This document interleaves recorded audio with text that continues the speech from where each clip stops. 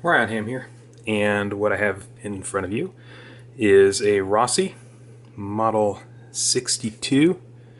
It is a pump action 22 tubular magazine rifle.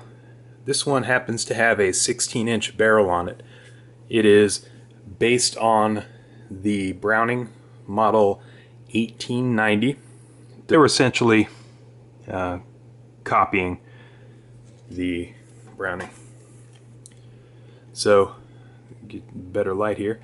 What you've got here is you've got a all steel gun, except for the wood, of course. There's no aluminum in this, and for good reason, because aluminum wasn't a very common metal when John Browning designed it. So everything is also pretty much made out of machined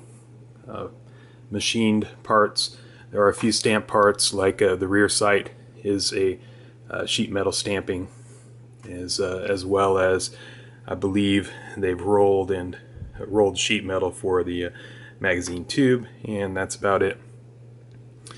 The gun is in excellent condition, case hardened receiver, and the barrel is blued, and most of the other parts are blued, with the exception, I believe, of the hammer, the trigger, and some internal parts.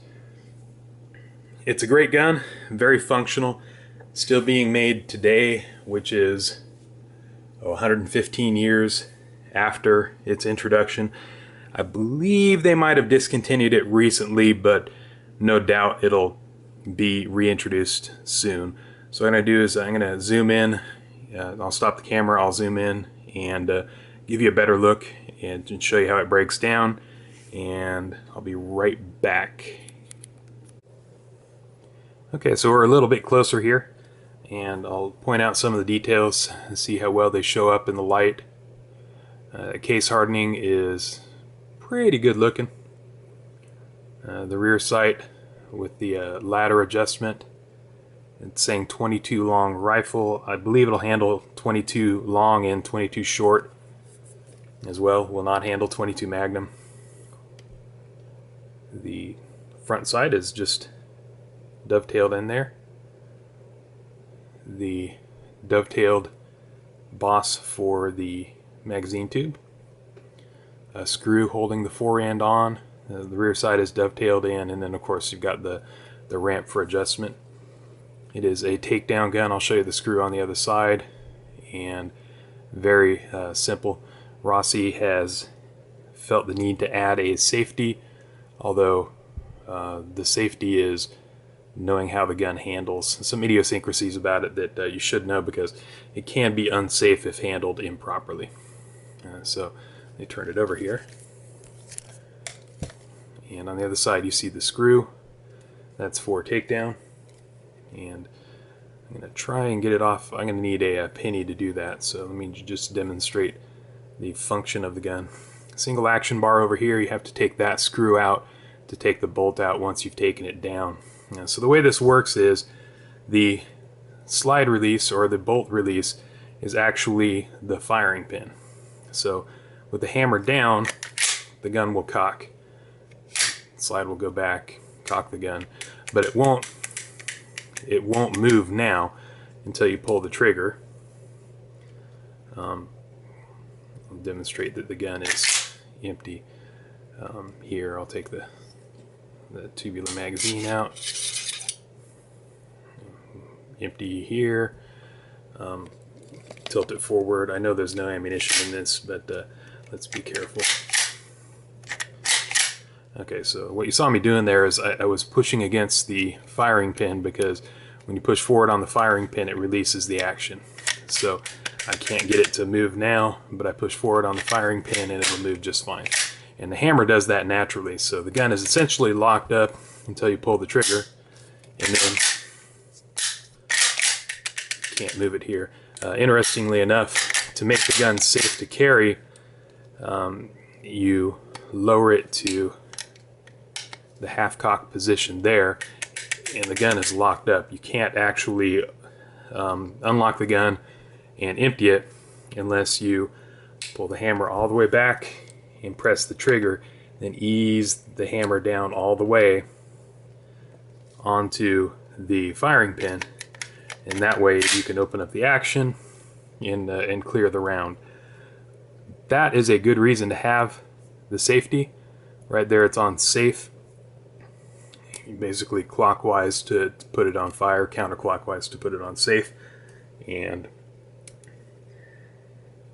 you should be able to see this in your sight picture, and it should be in the center, and that'll let you know that it's on fire.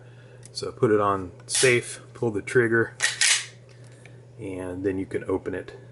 I would always suggest pointing it in a safe direction to do that.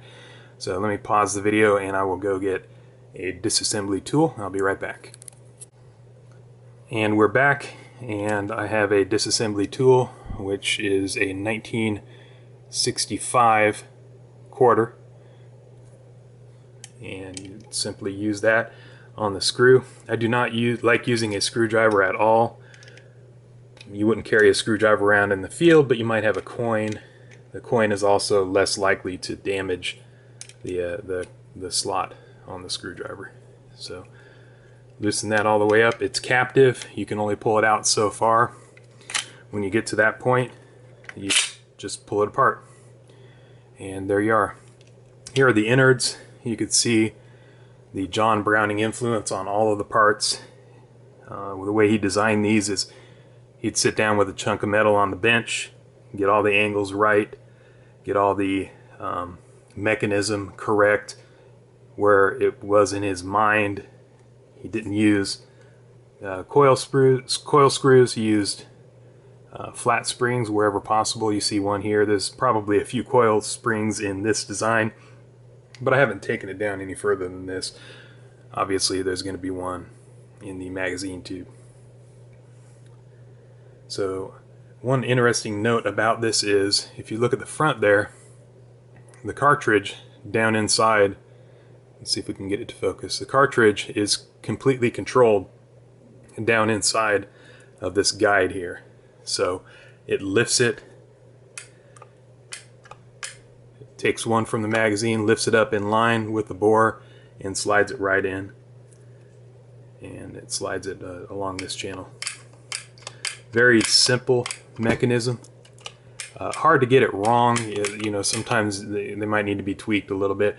They work best with round nose bullets.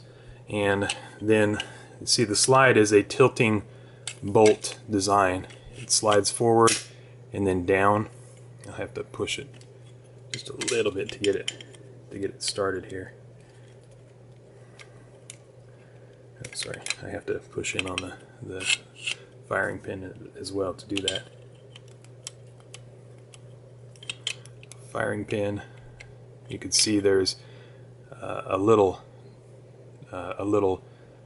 boss that comes out of the slide bar that engages that little lug on the bolt. I'm not going to take the bolt out of here because I don't need to take it down anymore.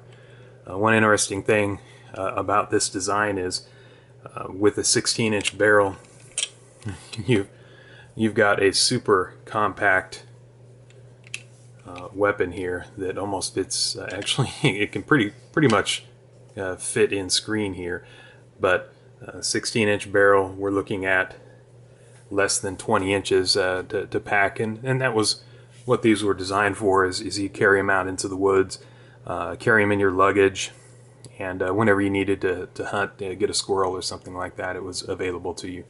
Very nice wood, some South American wood. Pretty decent rubber butt pad with maybe plastic or vulcanized rubber. And that is it. It's a Rossi Model 62. I'm going to go ahead and put it back together. And to put it back together is just kind of a reverse of taking it apart. I'm trying to be careful not to mar the finish any on this. Make sure your screw is all the way out, which this one is not. There we go. That was what was holding it up, was the screw. This little notch here has a place it goes into in the front of the receiver, and when everything is together, you'll feel it. You heard it kind of crunch there. You can see up through the receiver.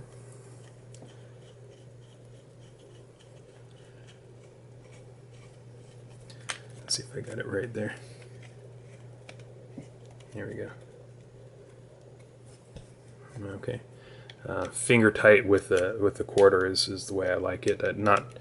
There's no need to wrench down on it when it's this tight. Some of the older guns will get pretty loose, and you might want to get a little more pressure on it to keep it from loosening up in the field. One other thing I haven't shown you about this is it is slam fire, like many of the Browning designs. If you hold down on the trigger, each time you slide the gun forward, the hammer will fall. So you can hold down on the trigger and you can fire it as many times as you want. Well, until the magazine empties at least. Of course it wouldn't have fired because it's on safety, but very handy feature to have if you want to waste a whole bunch of ammunition.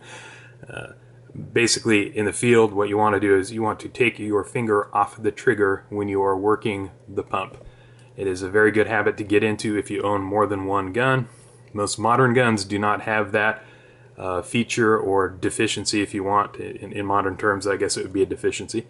But if you ever pick a gun that does have the slam fire or lacks a disconnector, like this gun does, the Ithaca 37, Winchester Model 12, the J.C. Higgins, the Model 20 that I reviewed earlier, or the which is a high standard Flight King. Any gun that does not have a disconnector in it that will slam fire is dangerous in the hands of somebody who is poorly trained or uneducated about the gun. So remember, if you have a gun that will slam fire, pull the trigger. When the gun fires, take your finger off of the trigger to work the action. So the way that works is pull the trigger, take your finger off the trigger, pump it, pull the trigger again. If you don't do that, you're going to end up shooting something you don't intend to shoot. Always keep the gun pointed down range, of course, but you want to be following all the safety rules at all the times. Never point the gun at anything you do not intend to kill or destroy. Now, if you have this gun out to the range and you want to have a little fun, load it up with some 22 long rifle and pull the trigger once and slam fire it and empty the whole darn thing, and make sure they're all going down range and hitting the backstop, and you'll have a load of fun. This is Ryan Ham, and I have the Rossi Model 62 in front of me.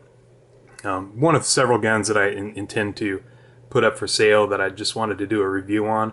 If I get time, I will go out and shoot it. I've got another pump action 22 that I'd like to take out and review also. I'll do both of those at the same time sometime in the future, unless the sells, in which case this is the last you will see of it, and some lucky buyer somewhere will have this in his gun safe.